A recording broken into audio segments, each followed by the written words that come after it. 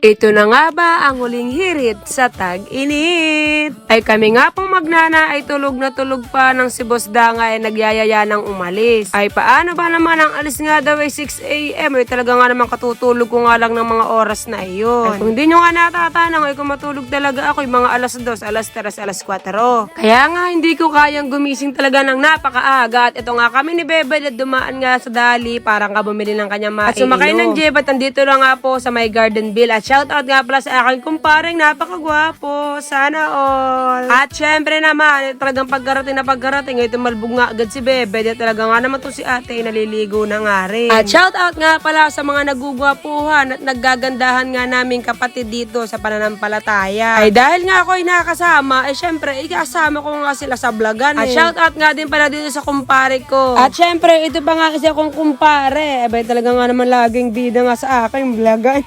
Ay dahil nga ako'y kasama ninyo, ay talaga magiging bida talaga kayo ngayon. Ay kung hindi nyo nga natatanong, ay pangalawang beses ko nang balik ito rito. Ay talagang matanda na si Mama Mens, parang kailan lang ay ako ang mga nagpapadulas diyan. Ay naalala ko nga nung araw, ay nakakatikim lamang kami ng swimming pagka nga po may manlilibre. At ang amin nga palang swimming pool po ay private pool. Ay kaso syempre, gusto nga rin namin itry ang mga public pools nila. Ay ito kasing mga anak ko, ay hindi nga po makakali dun sa private pool, ay talagang gustong-gusto maitry nga halos lahat ng swimming pool. Ay lalo nga itong panganay ko, ay talagang gustong-gusto nga sa malaliman at gustong-gusto nga makapaglangoy-langoy. Ay hindi nga kasi gaanong malalim yung private pool, kaya nga dito gustong-gusto ng aking anak. At dito nga pala ay meron ding tindahan para nga sa pangangailangan ninyo, katulad nga ng mga chichirya. At meron nga din silang tindang ice cream na talaga nga namang napakabili dahil nga talagang summer na summer pa rin. At ito nga po yung aming resort na inupahan. Ay kung di nyo nga natatanong, isagot nga po ng simbahan ng swimming na ito. At dito nga ay si Mama Mens ay lulublog na nga rin para nga may kasamaan tong mga anak ko. Ay paano ba naman ay nahihirapan nga po ako magbantay doon sa kate. Kaya nga sabi ko ako'y tatalbog na rin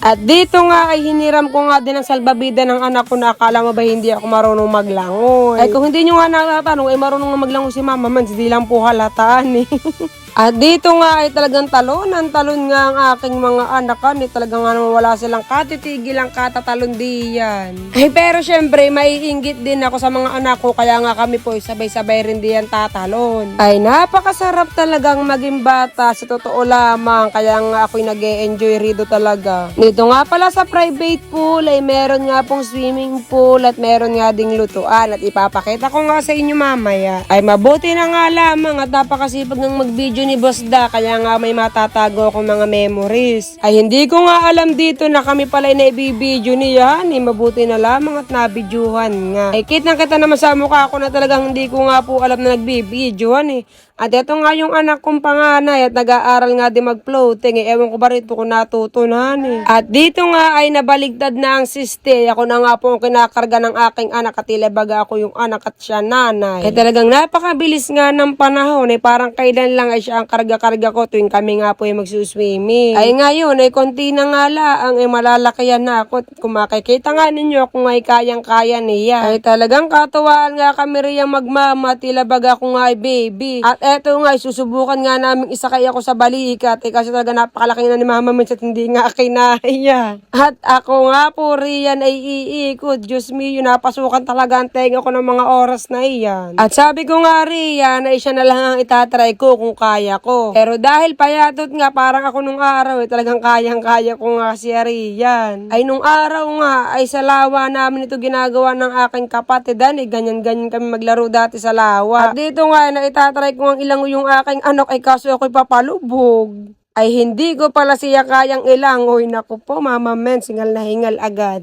At dito nga, ay tatlo nga kaming naliligo na rito mag-iina at talaga nga namang ayaw magsibitaw. Ay sabi nga rito ng aking panganay, kami nga do'y lumubog na tatlo tayon, kami nga ay nagsilubog na at kami mga napasukan ng ilong. At makatapos nga rito, ay lumipat nga din kami ng ibang pool para ma-experience din namin dito. Ay dito nga pala ay hanggang 5 feet. Ay gulat nga riyan ng anak ko at meron palang hagdanan doon kasi hindi rin nga kami nagtagal dito dahil wala nga pong talukbong katulad nga po ng private pool. Kaya nga agad-agad bumalik nga kami doon sa isa.